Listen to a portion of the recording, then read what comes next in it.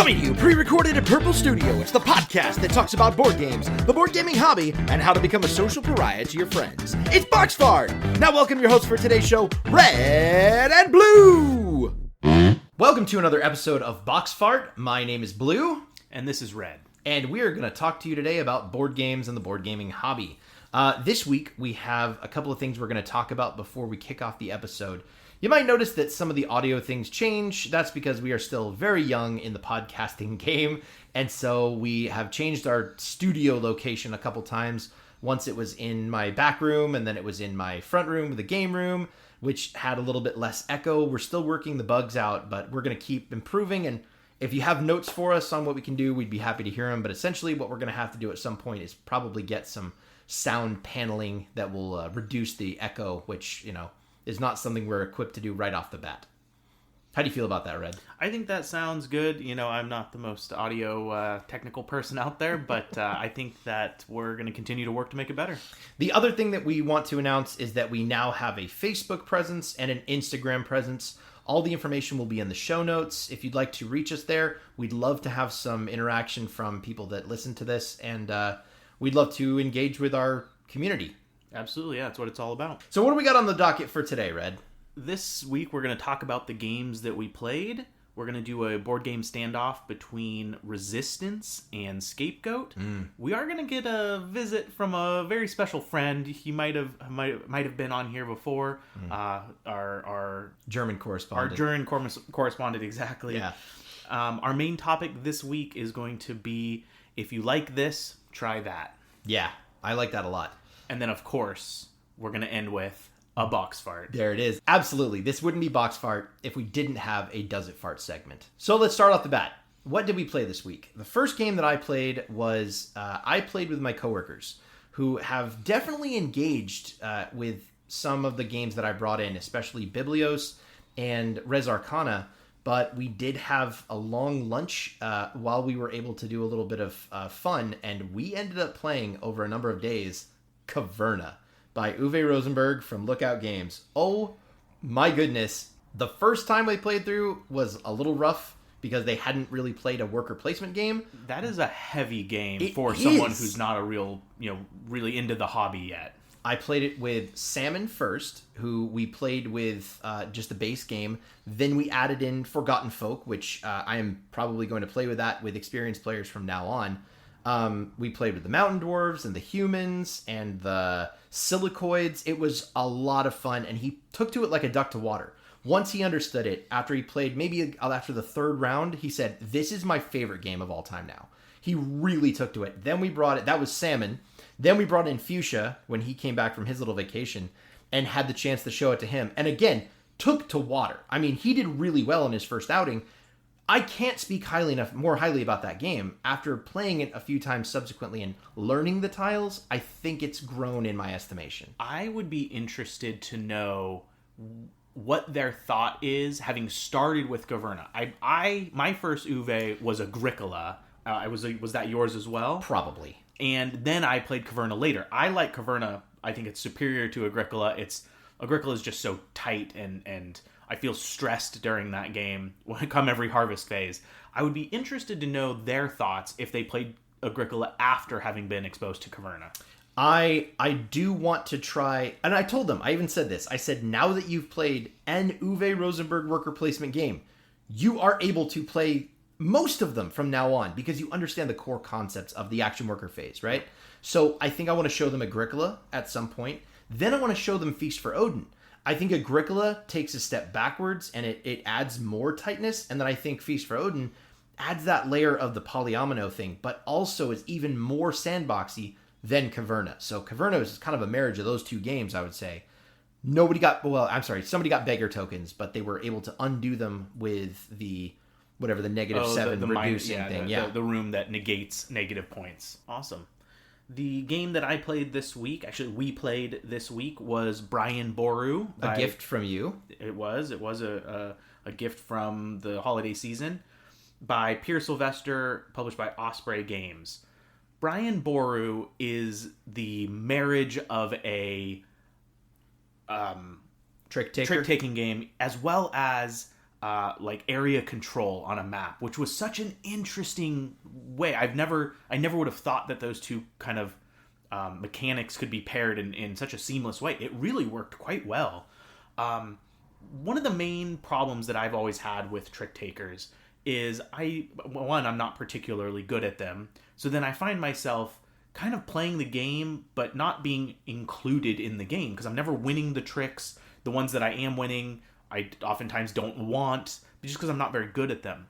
But with Brian Boru, even when every card you play, you will get an action off of. There's a primary action. If you win the trick, you get to do something and you get to put your influence out on the map.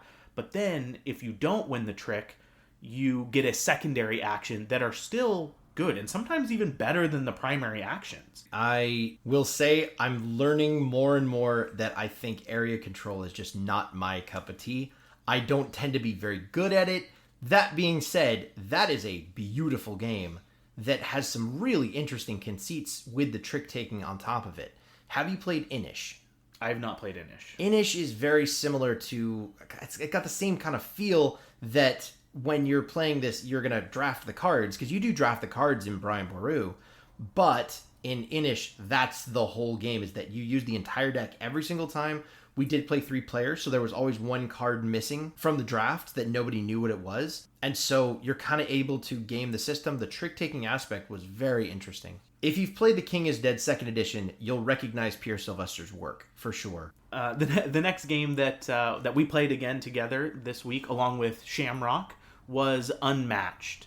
And we played the Tales to Amaze cooperative version, using characters from several different boxes as well. We did the Sun's Origin Samurai. You played Nobunaga. Nobunaga, that's right. And then we also had... the Shakespeare one. One. I played as Hamlet, and Shamrock played as the witches, the Weird Sisters, the something sisters. Yeah, something like that.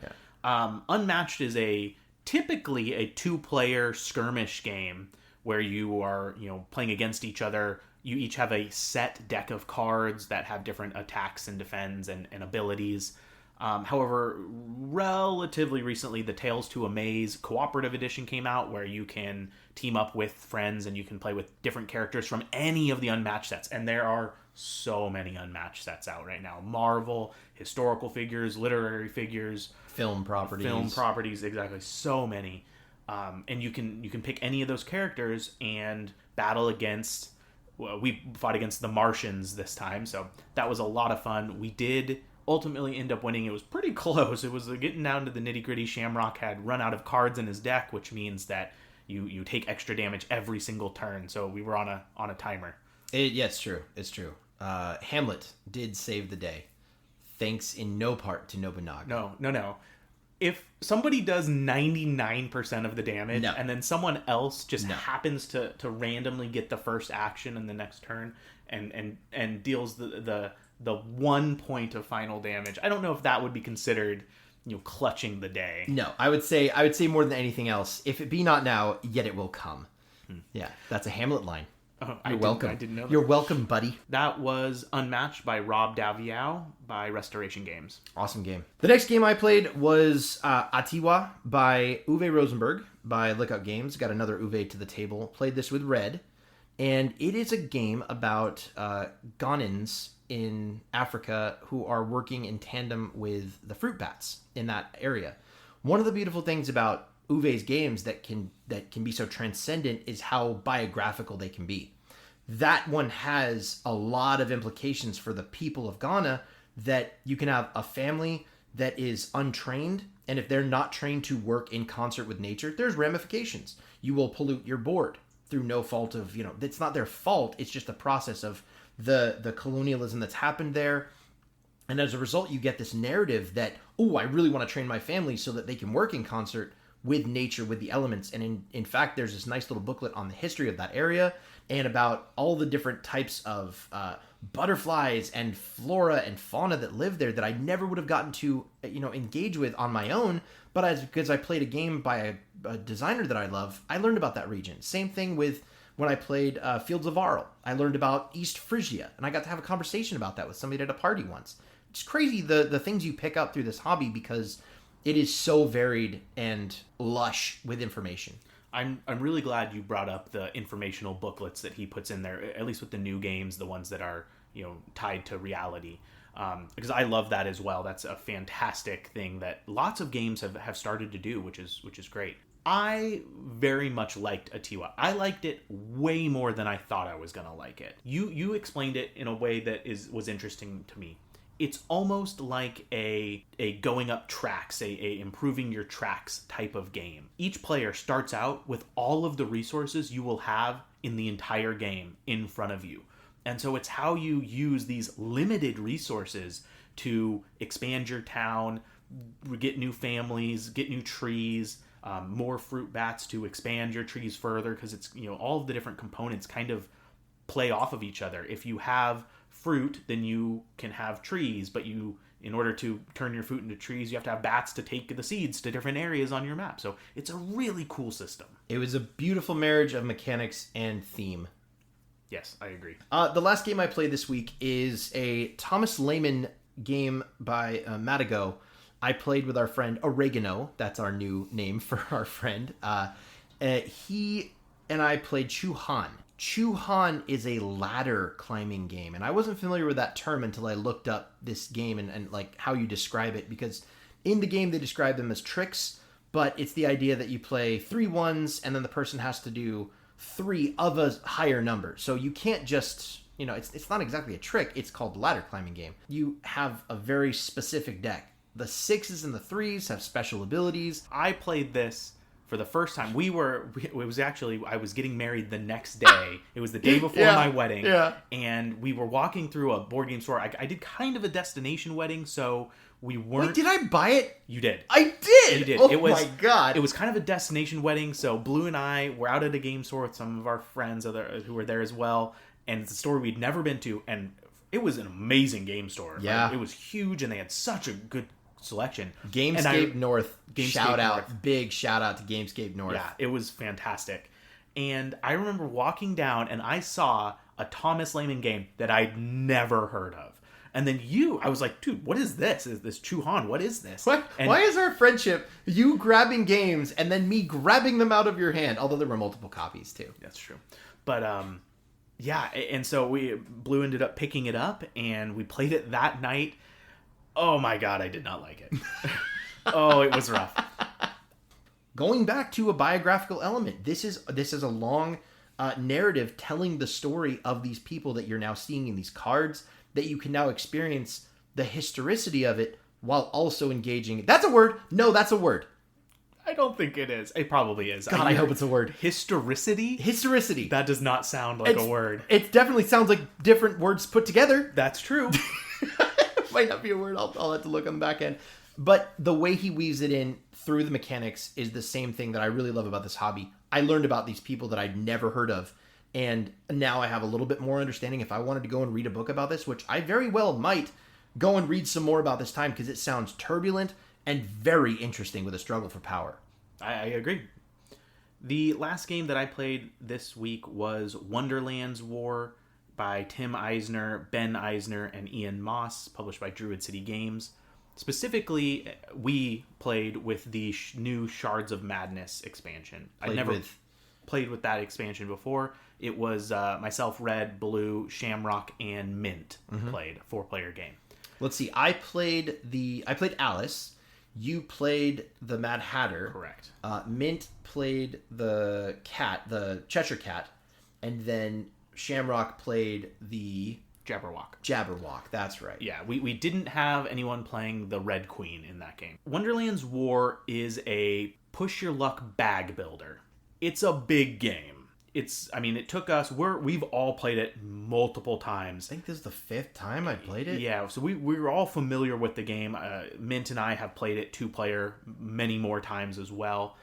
It took us like 2 hours and 40 minutes. It's a big game, even for people that are familiar with it. That being said, I really liked the expansion that we got. It kind of jumpstarts each character's play through the first round. It's played over 3 rounds, and the first round I've always found was a little bit slow because you're kind of building your engine, you're building your bag. But the optional expansion that we use kind of jump starts that, so you're able to jump right into the combat phase or the war phase, and it just made it a lot more fun to me. I agree on all levels. The expansion just added more variety. It added more replayability, honestly, because you start with one of the Wonderlandian support characters as opposed to just your basic skills. It also allowed an easier way to develop your board that you can forge things with. That was pretty cool. I really enjoyed it. It is way too long. I love War of the Ring, the card game, and everyone talks about how long that game is. It feels like it should be shorter. I agree. The same thing about this one. If it could be cut down a little bit, not like reduce the rounds, but do something so that it wasn't as long, because by the end of the third one, I'm looking at my watch. Through no fault of the people at the table, everybody's doing it. I also am not crazy about modifiers, and it seemed like once you get to the end of the game, you're in the battle and you're like, oh, I get a +3 there. Oh, I get one more strength. You lose a strength. What? How do I lose a strength? Because I pulled this very specific chip that does something. Oh, you gain a shard.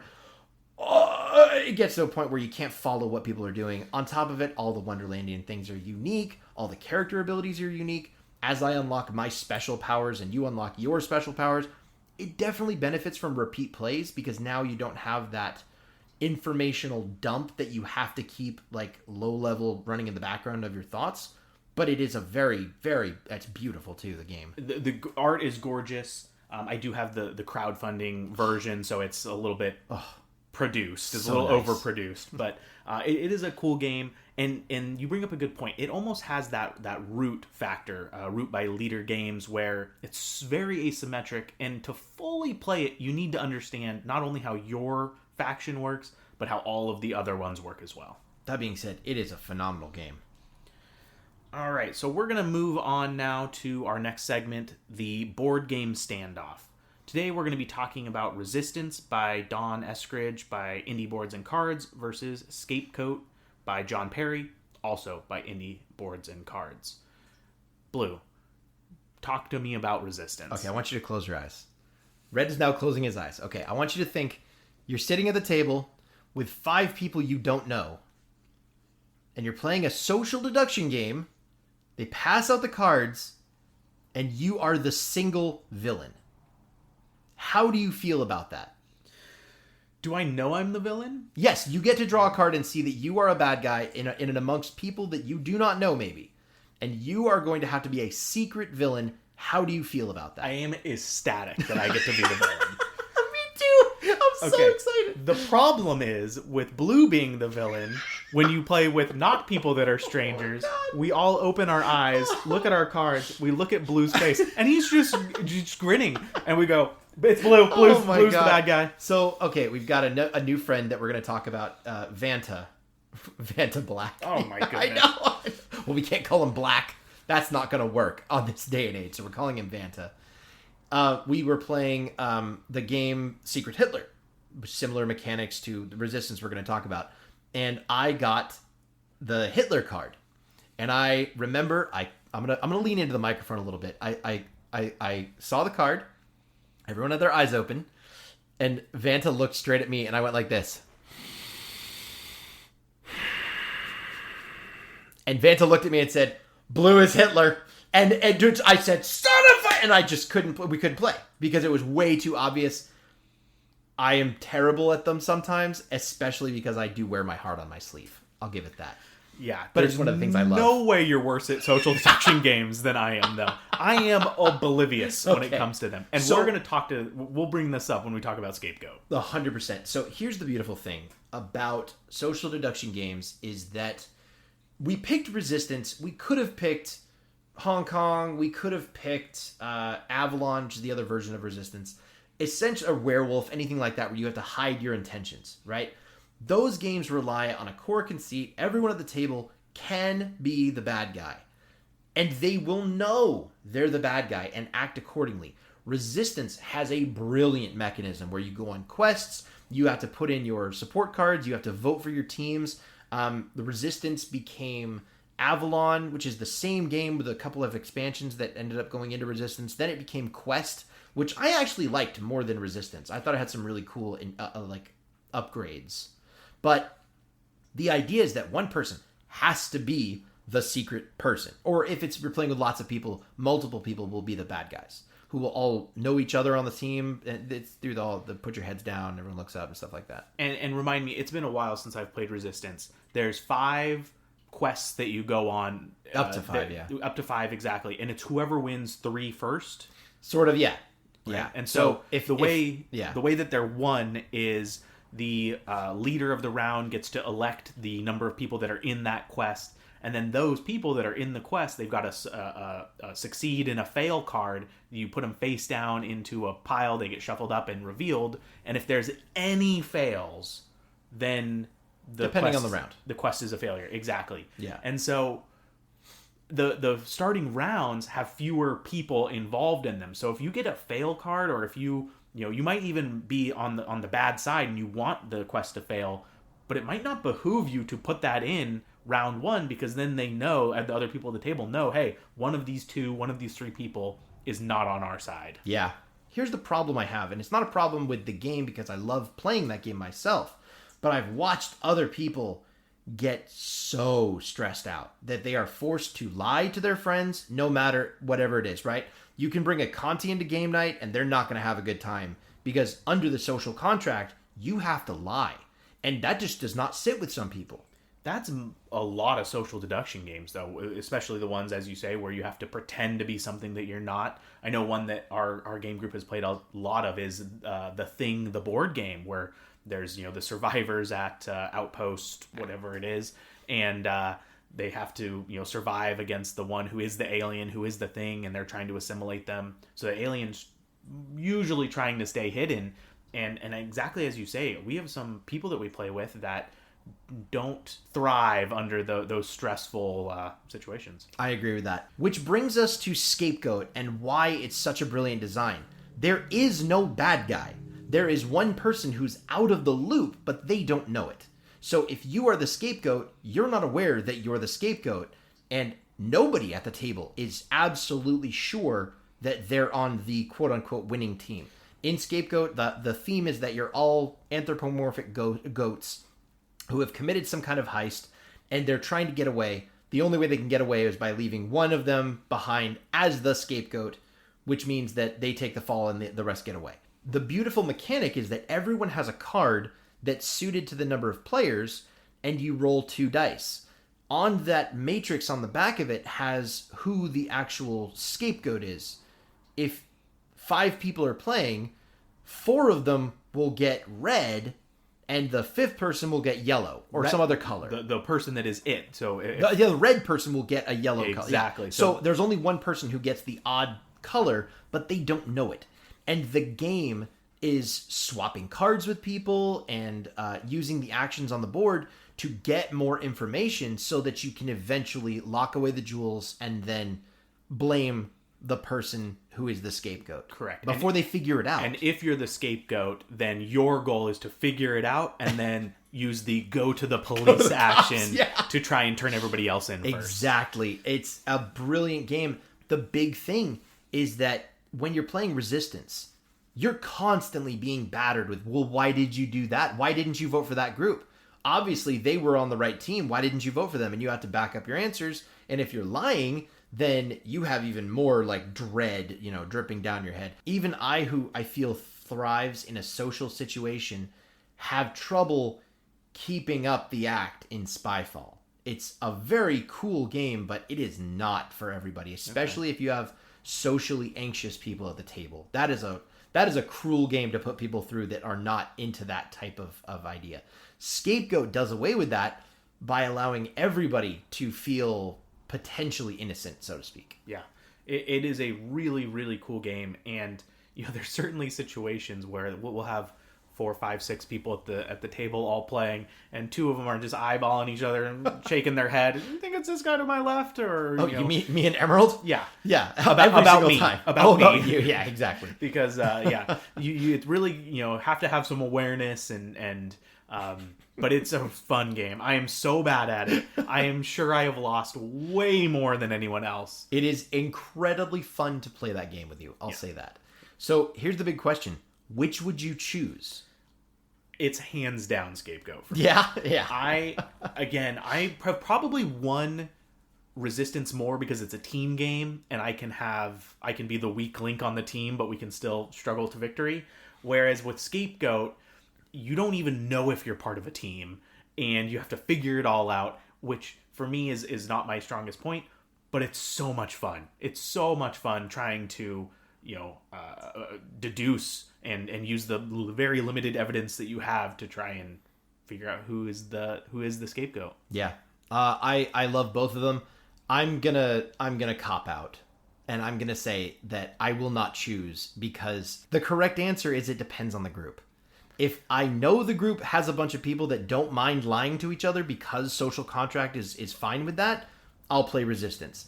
If I know there's socially anxious people in the group, we're choosing Scapegoat. That's the big deal. If I had to choose only one, Resistance, because it's such a beautiful, perfect design for a social deduction game. Well, there you have it. Red chooses Scapegoat, blue chooses Resistance, only after twisting his arm because he really didn't want to choose anything. But that was our board game standoff. We're now going to move on to... Oh, what is that? Do you hear that? Who is that our German correspondent?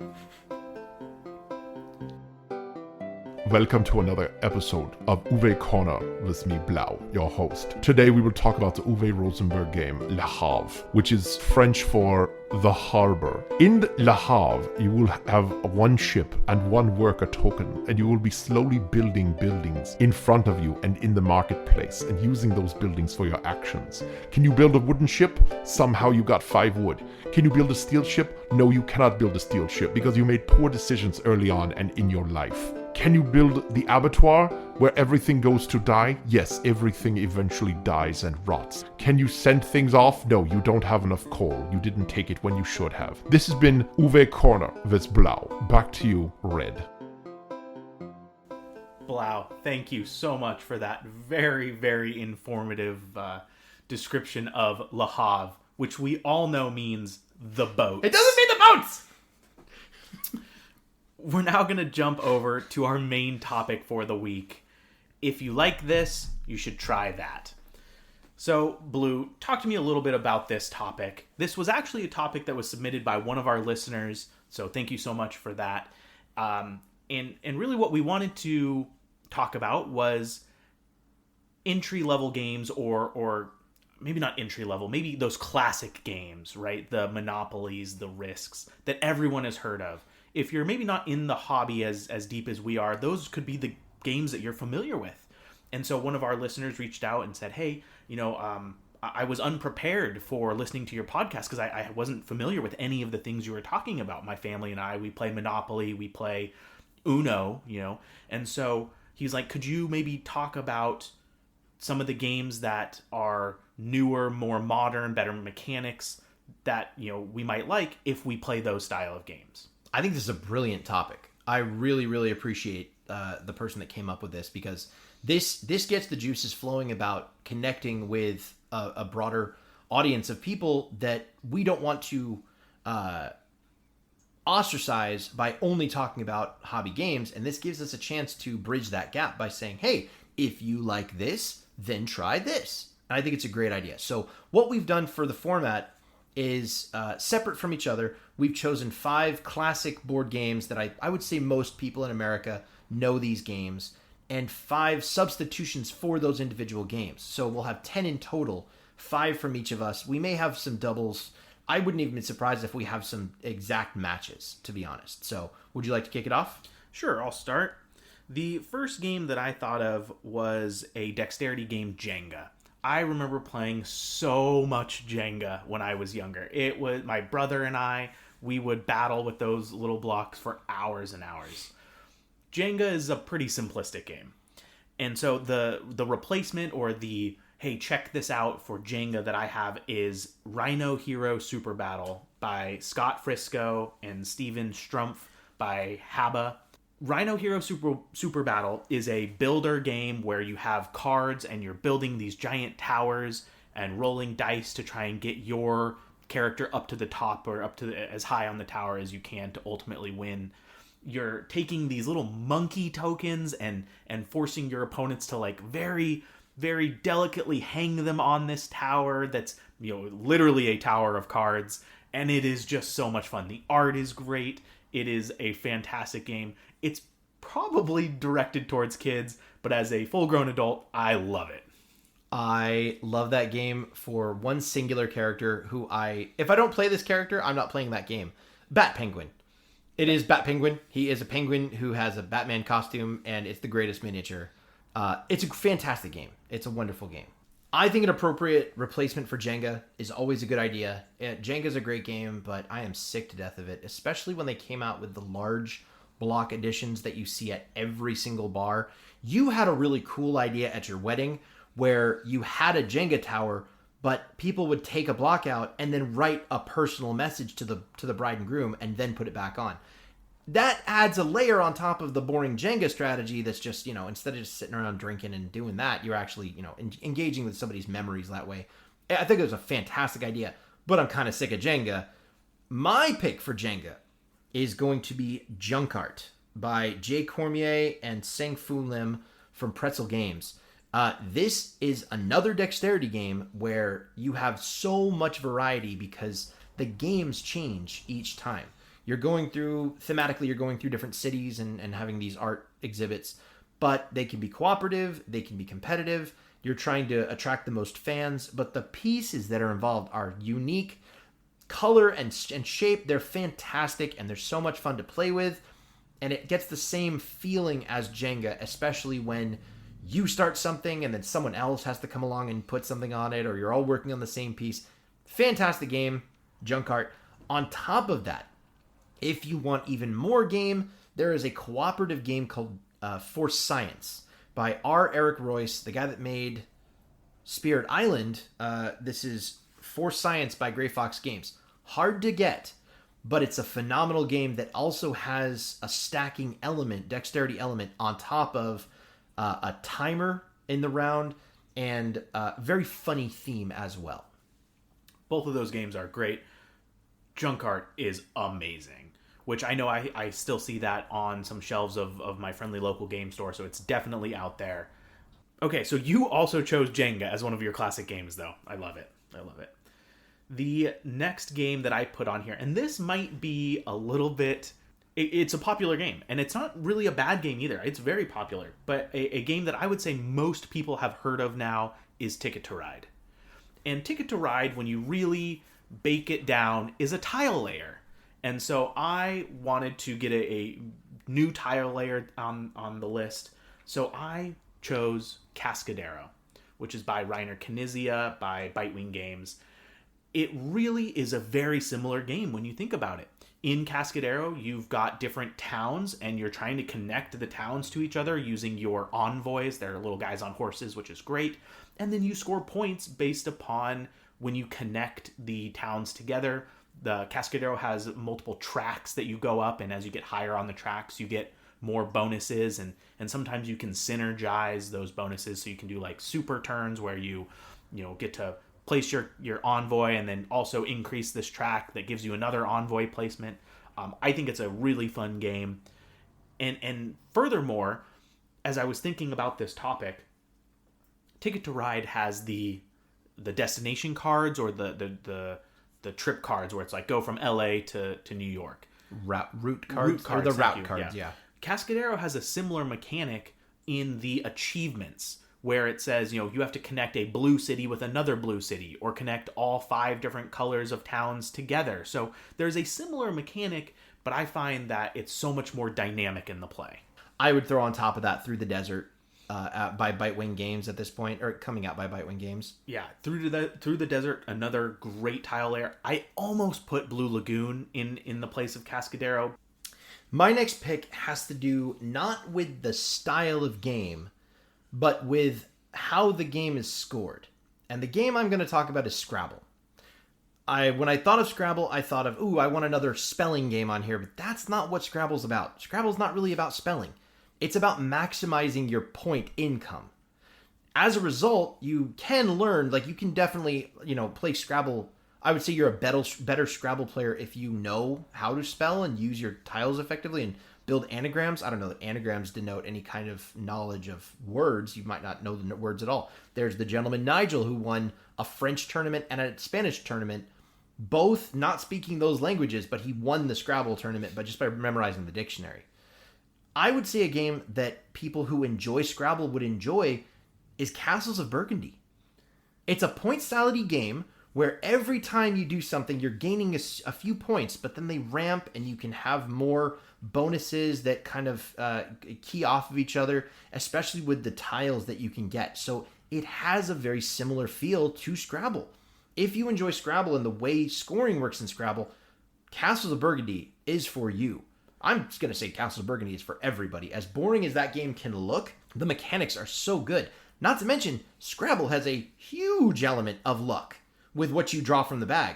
You're rolling 2 dice every single round when you're playing in Castles of Burgundy. You still have the luck structure there with the ability to push it in the direction and mitigate it with certain choices, especially with the variability of setup, the different tiles that come out, the monasteries that come out to change your play. I think that's a good game to gravitate to if you enjoy Scrabble. It's so interesting that you mentioned that. I didn't have Castles of Burgundy on my list, but I really tried to get it on there. That is a game, as you say, it might not look super interesting.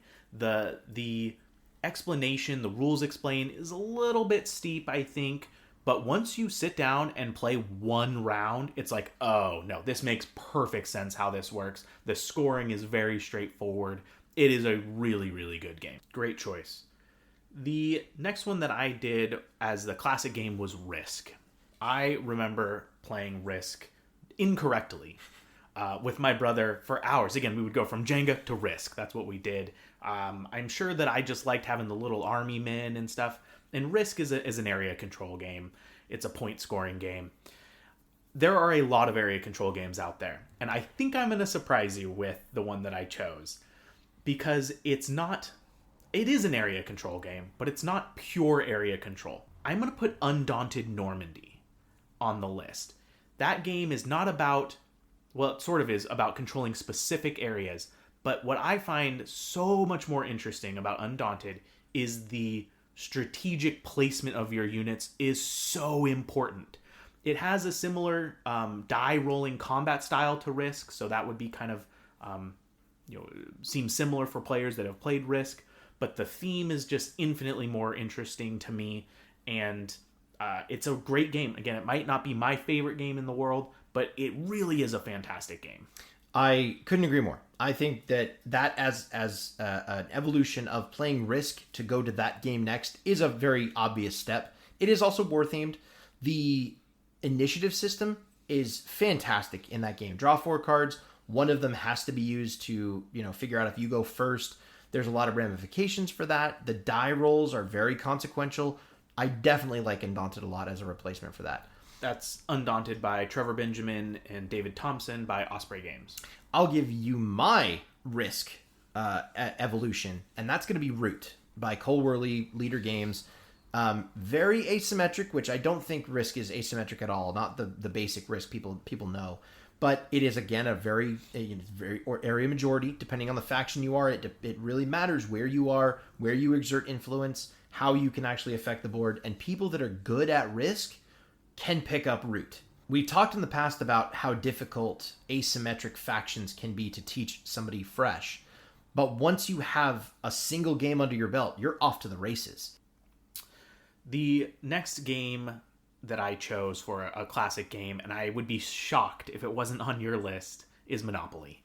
Monopoly is the absolute classic market, and even if you're playing with the proper rules bidding game, Monopoly is ubiquitous, I would say, in households around the US.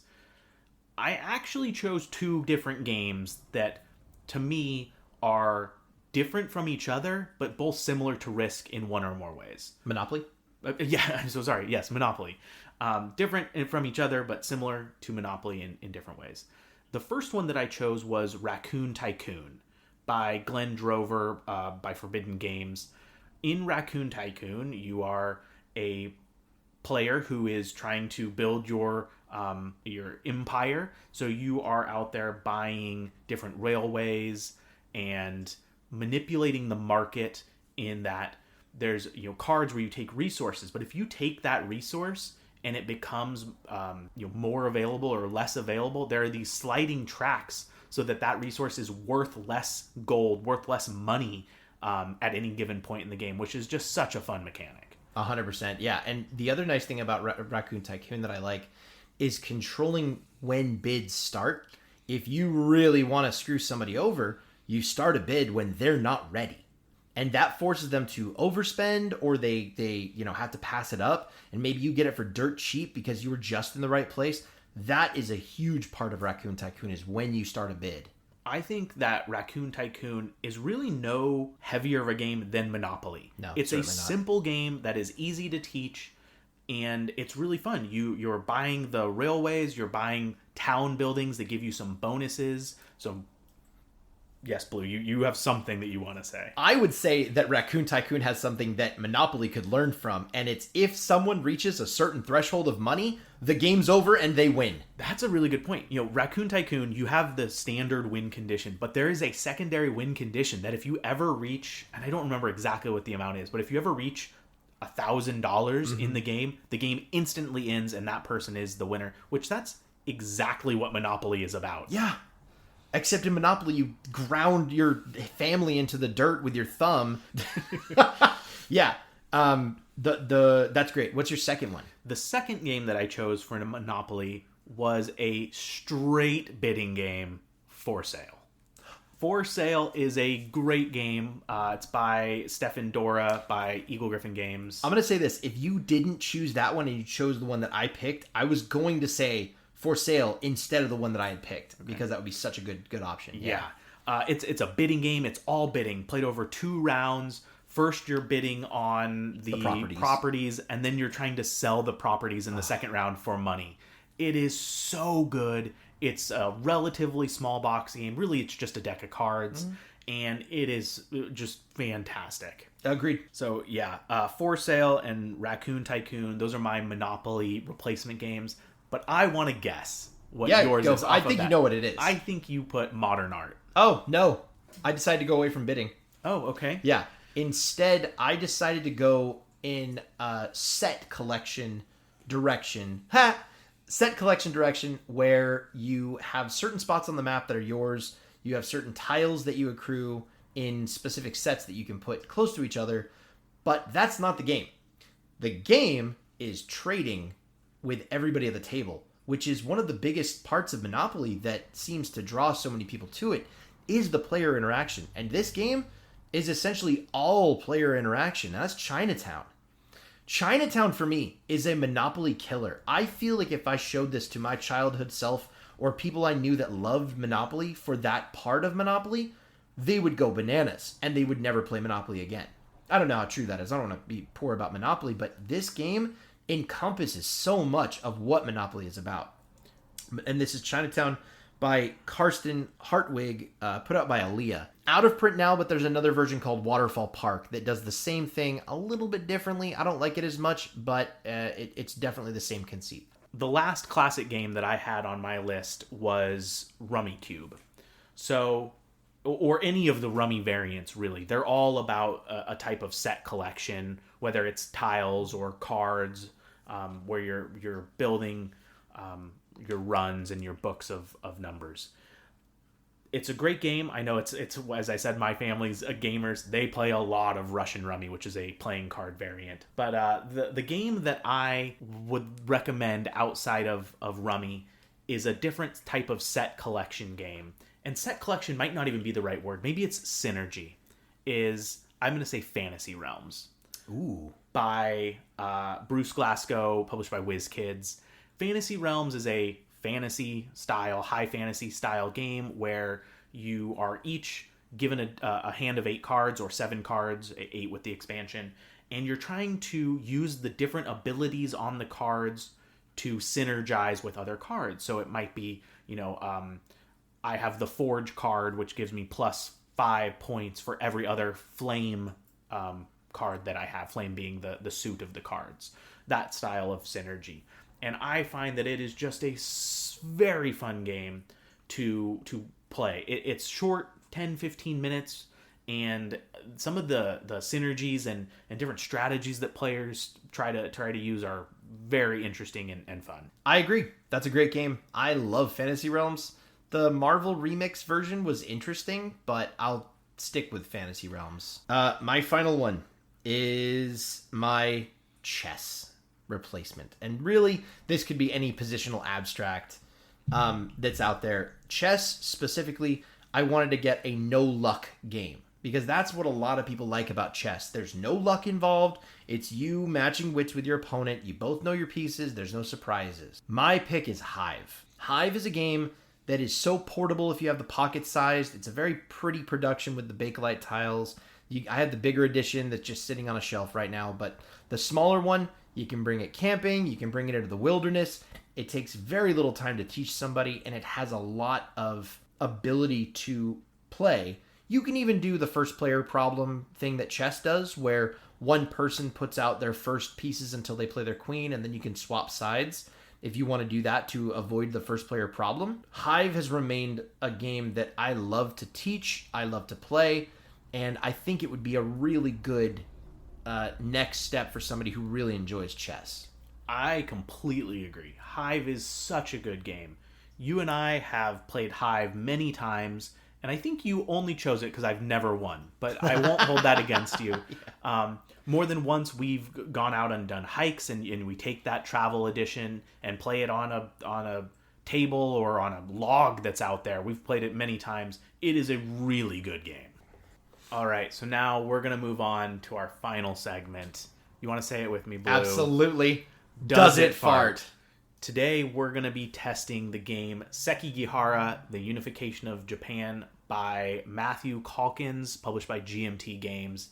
This is a standard box-size game, but it's got all of those chunky wooden pieces in it. There are so many of them, and you got to get those stickers off this transfer sheet and put them on there.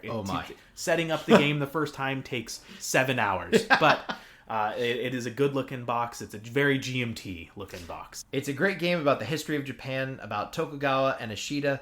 Fantastic game that I'd recommend to anybody who likes war games, and especially a samurai theme like that. So now we're going to find out. Sekigahara, The Unification of Japan. Does it fart? Ooh. Interesting. There was almost no fart. Almost no. We're going to give one more shot, ladies and gentlemen. Here we go. Well, that's a letdown. It's a silent stinker is what that is. There you go. Unfortunately, ladies and gentlemen, we have our first non-box fart of the podcast. From me, Sekigahara is getting a 0 out of 5 star for its box fart. Not to be outdone by you, Blue. I have to give Sekigahara. It was stinky, just silent, so it's going to get a 0.1. So you gave it a better score than I did. Yeah. That's going to do it for us this week. Thank you so much for listening. Again, we are now on Facebook and on Instagram. You can find those links in our podcast show notes. Thank you again for listening. We look forward to next week, and have a safe New Year's. I've been Blue. This is Red. Bye-bye. Thank you for listening to the Boxfart Podcast. If you'd like to contact either Red or Blue, feel free to send an email to redblueboxfart, all one word, @gmail.com. If you feel so inclined, leave a review for us on the platform of your choice. And always remember, a piece laid is a piece played. Unless you didn't really mean to play it, in which case just go ahead and chill out, man. It's a friendly game.